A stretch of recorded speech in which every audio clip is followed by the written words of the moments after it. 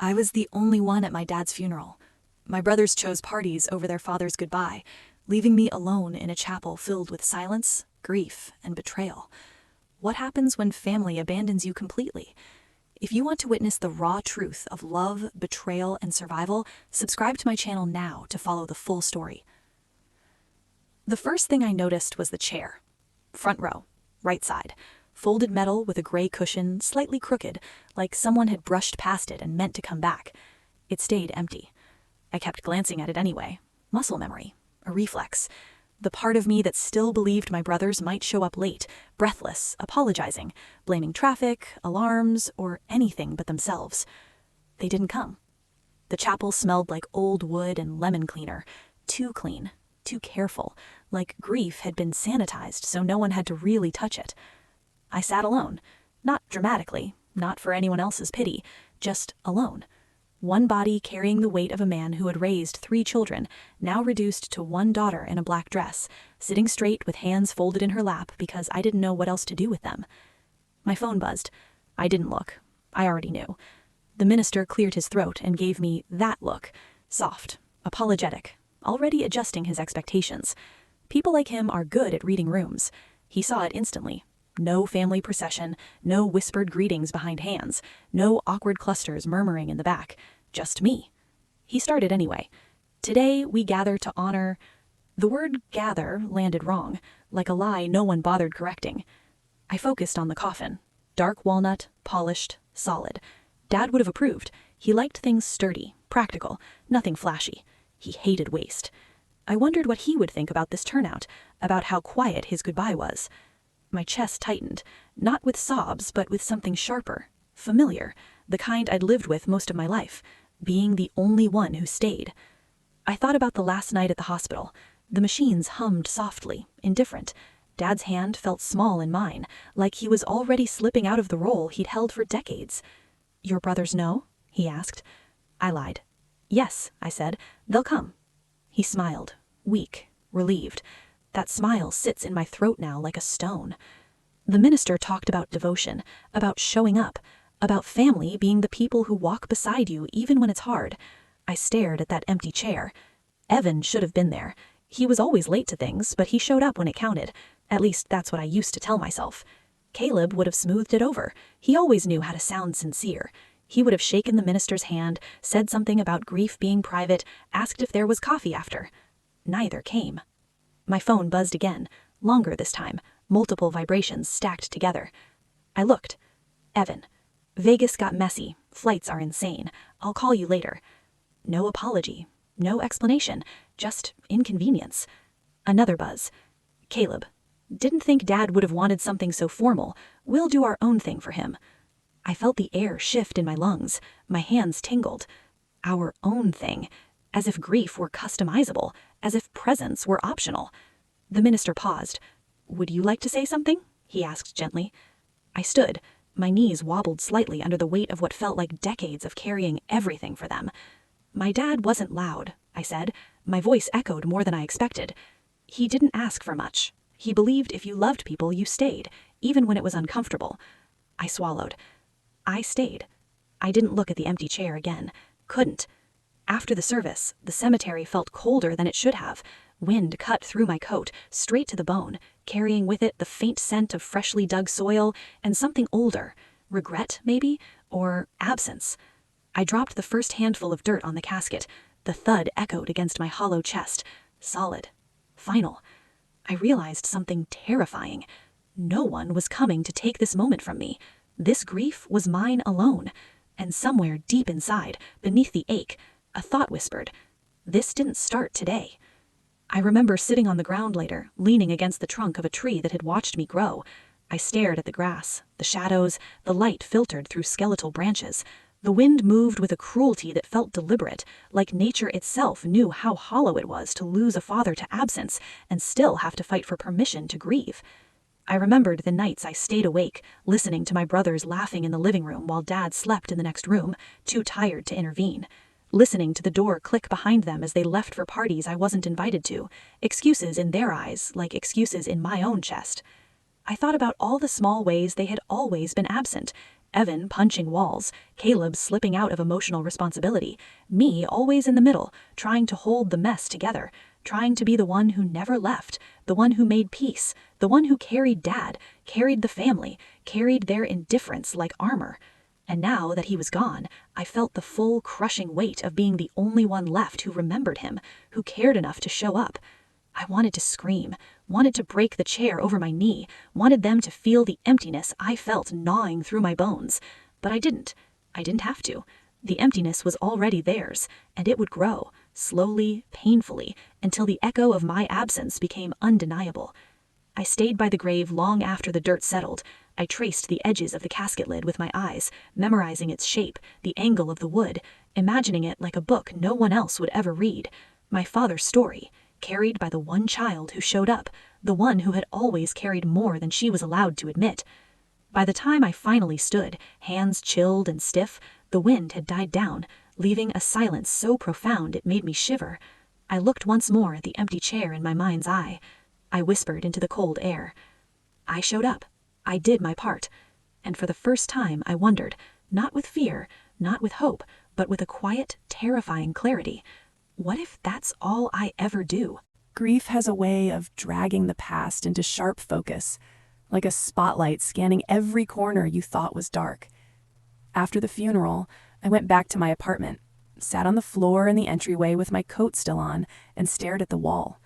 No lights, no crying, just the emptiness stretching across the room like it had been waiting for me.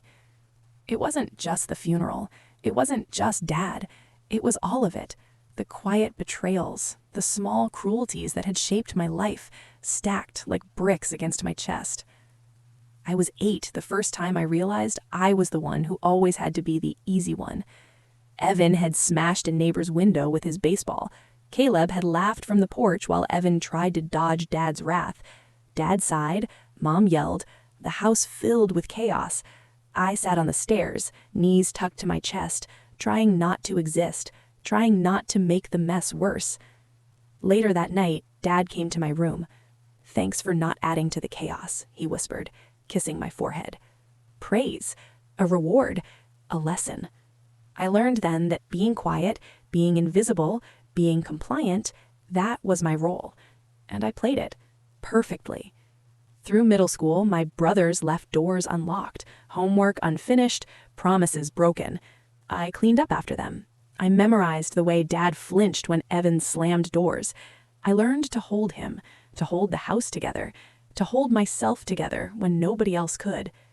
When Mom left, Evan punched walls, Caleb disappeared for days, and I made dinner. I learned early that love and responsibility weren't always paired, that sometimes surviving a family meant pretending nothing hurt you while carrying everyone else. High school was worse. They thrived in attention. Teachers praised them, parents defended them, and I became the invisible backbone, the one who made it all seem effortless. I remember staying up for Dad during chemo, watching his hands tremble as he opened pill bottles, cleaning dishes he never touched, folding laundry he never asked for, listening to the quiet hum of the hospital monitor from the living room at 3 a.m. I thought it was love. It wasn't. It was survival. Evan once clapped me on the shoulder and said, "You're a saint, you know that." I hated that word. Saints suffer quietly.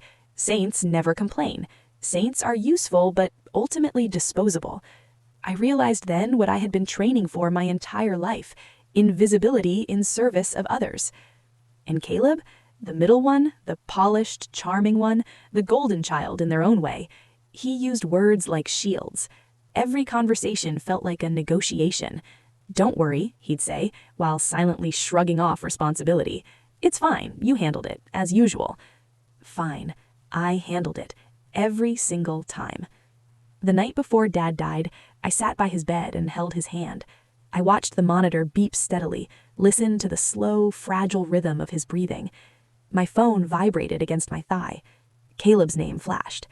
"Keep me posted," it said. No, "How are you holding up?" No, "I'm sorry," just instructions. I stared at it for a long time. Evan called too. Brief. "Things are hectic. Can't come by." They weren't absent because they had other priorities. They were absent because they had always known they could be, because someone like me would always be there, silently absorbing inconvenience, discomfort, responsibility. When he passed, the pattern repeated itself. Their absence at the funeral wasn't a fluke, it was confirmation. The first night alone after the funeral, I dug out old photo albums, childhood photos. I saw their faces frozen on holidays, birthdays, achievements. Me, always in the background, holding a camera, folding a napkin, wiping tears, carrying a smile when smiles were expected. I realized something I hadn't allowed myself to face fully. I had spent 30 years being everyone's emotional scaffolding. My brother's existence seemed effortless.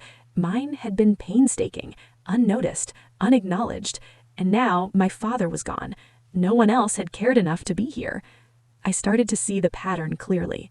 Evan had always taken the spotlight. He was loud, brash, and reckless in a way that forced people to notice him. Parents, teachers, friends, they responded because he demanded it.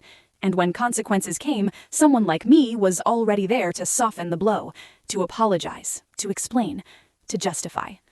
Caleb was subtler, charming, witty. He never needed forgiveness because he never appeared guilty. He dodged accountability with a smile, a shrug, a cleverly phrased sentence. I absorbed the emotional labor while he floated above it, untouchable. I saw it all.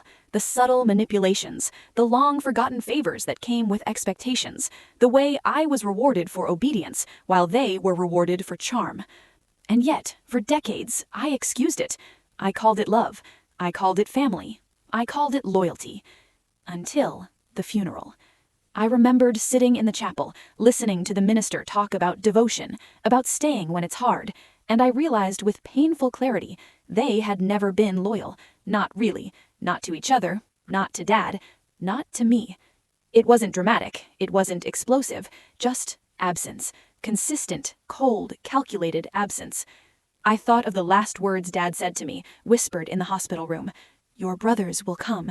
They'll be there. I had believed him. I had carried that belief like a talisman.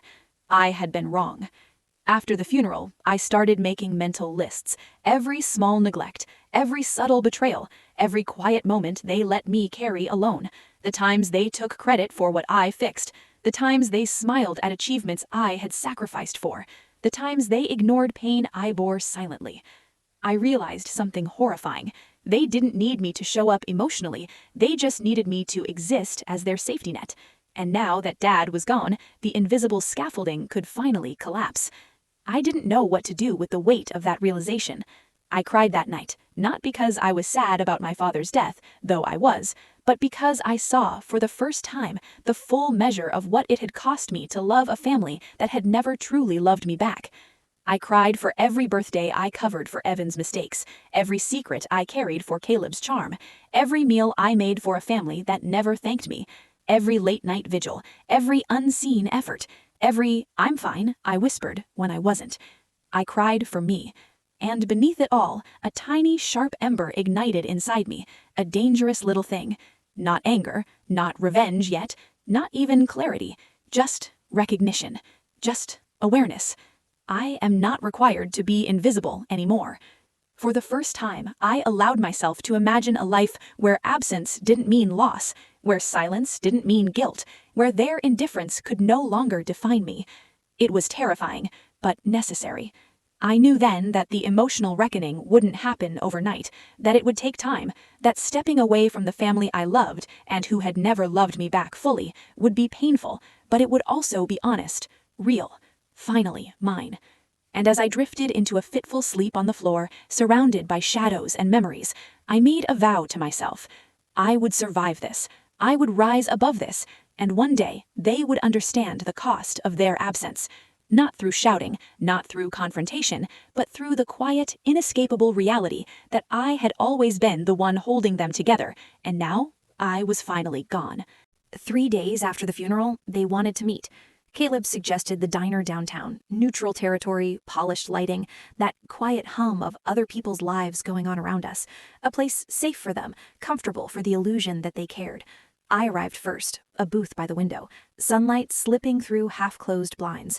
I watched the street, the pedestrians, the cars. The ordinary world outside felt like a cruel joke compared to the disarray inside me. Evan arrived first, his usual swagger, though dulled somehow, as if he already knew he was late for the thing that mattered most. He plopped into the seat opposite me, flashing a grin meant to disarm. "Hey," he said, casual, like everything was normal. Caleb followed shortly after, always measured, always calculating. He shook my hand, leaned back, eyes scanning me as if trying to decide how much grief was acceptable to show without looking weak. "Hey," he said, smooth, polished, untouched. I sipped my coffee slowly, letting them adjust. I had no interest in coddling their discomfort. I wasn't here to fix them or myself. I was here to see what they were made of. "How are you holding up?" Evan asked, finally, like he'd rehearsed it. I laughed, short, bitter, the kind of laugh that makes strangers glance over and quickly look away. "You weren't there," I said softly, deliberately. Caleb's brow furrowed. "We talked about this. Don't weaponize grief." "Weaponize?" My jaw tightened. "I'm not weaponizing anything," I said, voice low but steady. "I'm stating facts. You didn't come. You didn't call. You didn't sit with him. You didn't hold his hand. You left everything to me." Evan shrugged, leaning back. "You're strong. You always handle things." The words hit harder than I expected. Strong, not loved, not protected, not valued, just useful. "I didn't want to be strong," I said quietly, letting the words hang in the space between us. "I wanted my brothers." Silence. And that silence was louder than anything Evan or Caleb could say. It filled the room, pressing against the table, against the vinyl of the booth, against my chest. Caleb's face softened, a fraction, but it didn't reach his eyes. "We didn't realize," he began. "No, you realized plenty. You've always realized. You just didn't care. Not enough, not when it mattered." Evan shifted in his seat. His hand tapped against the tabletop, an attempt at restlessness, at distraction, at pretending. "Come on, you're overreacting." Overreacting, that's what they called grief when it wasn't convenient. That's what they called presence when it required discomfort. That's what they called me when I existed on my own terms. I carried Dad's illness alone. I sat by him at night when you both found it easier to avoid it. I handled everything after the funeral, while you two were busy with Vegas and boating and whatever else you do to escape reality. And now, 3 days later, you want to meet like nothing happened? Like grief is some casual dinner conversation. Evan's grin faltered. Caleb's jaw tightened. I could see it, finally, the first crack in their perfect self-assurance. It wasn't guilt, not yet, just the faint awareness that I had a memory they could not erase. "You make everything about you," Evan said, finally, a mixture of irritation and defensive fear. "You always do." I laughed then, a sound sharper than the coffee grinder in the diner. "No, I'm making this about me, because for once, it actually is." They didn't respond. They couldn't. And in that quiet, I saw every moment of my life flash before me. Evan's tantrums patched over by my apologies. Caleb's charm smoothed over by my explanations. Birthdays I organized. Dinners I cooked. Holidays I made perfect while they ran their social lives, oblivious. I had been their scaffolding, their invisible insurance policy, their emotional safety net. And now that Dad was gone, I realized I didn't need to carry them anymore. I stood then, suddenly, gathering every shred of the courage I had been cultivating for decades. "I'm done," I said, "with being the one who holds this family together, with being the one everyone counts on to sacrifice their own grief for your comfort.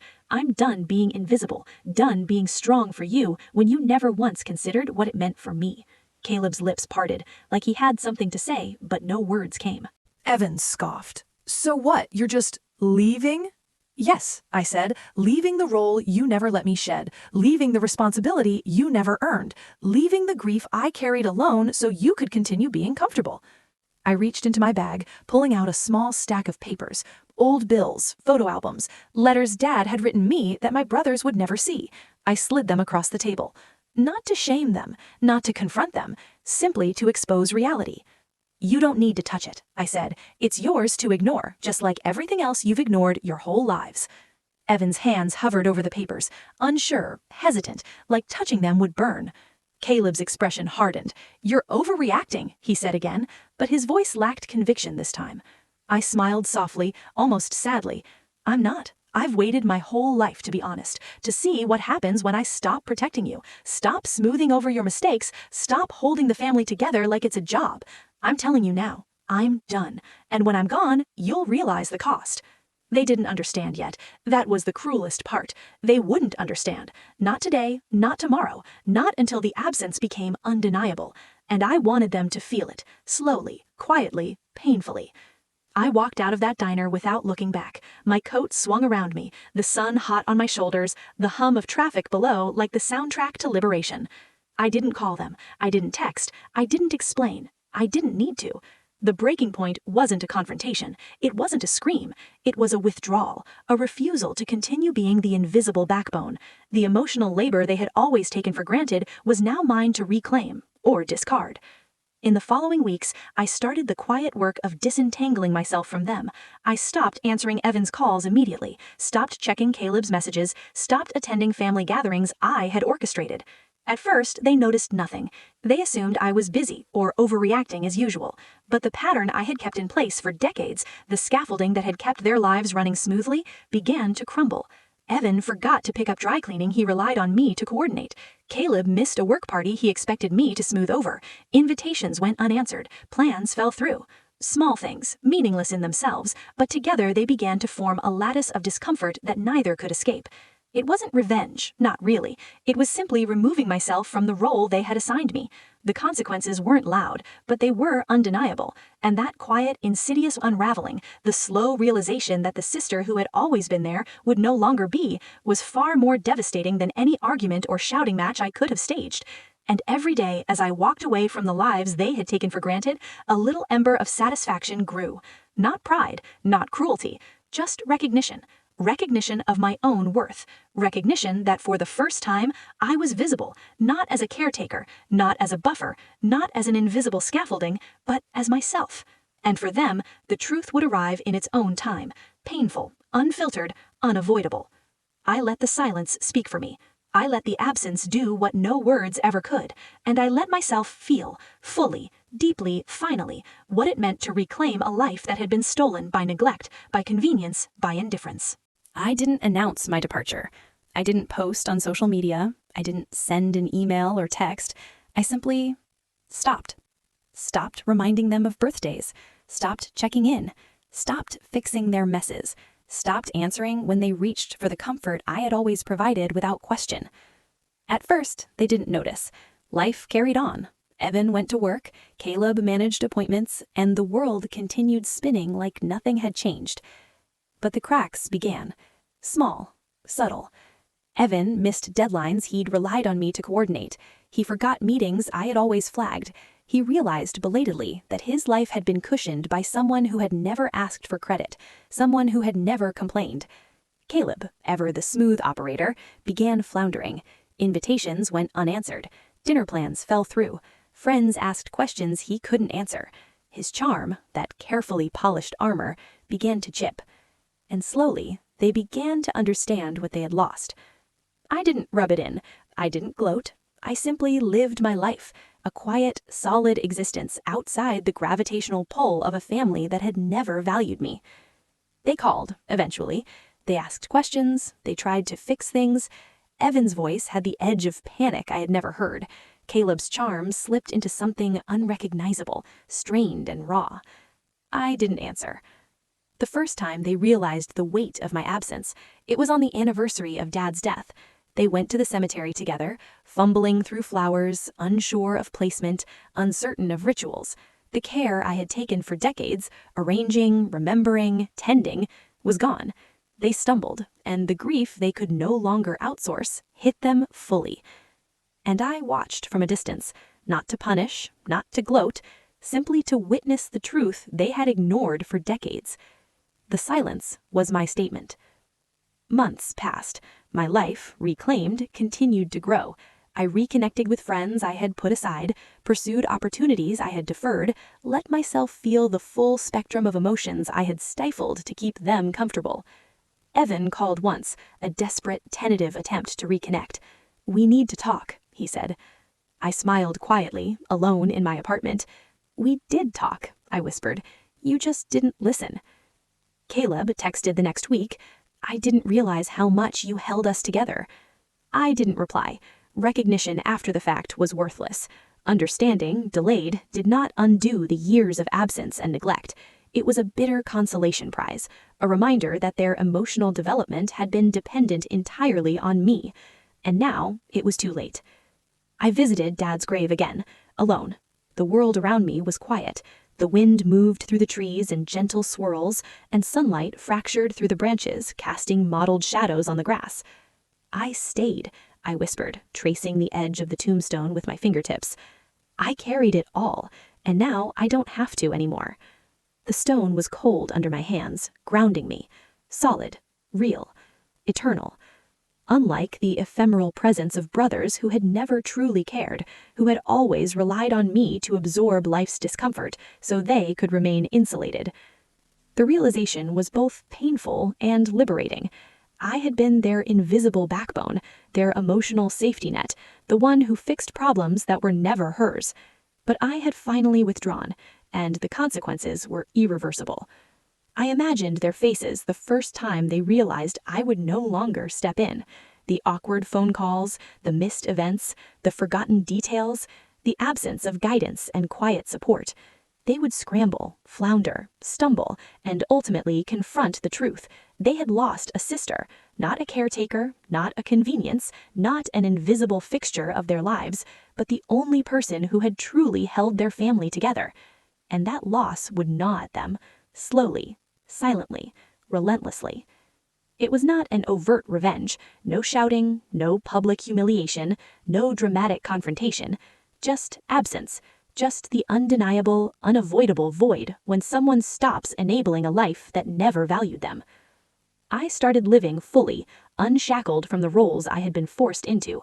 I traveled, took classes I had put off, let myself fall in love with life again. I laughed without guilt. I cried without shame. I existed on my own terms, unbound by the expectations of people who had never truly appreciated me.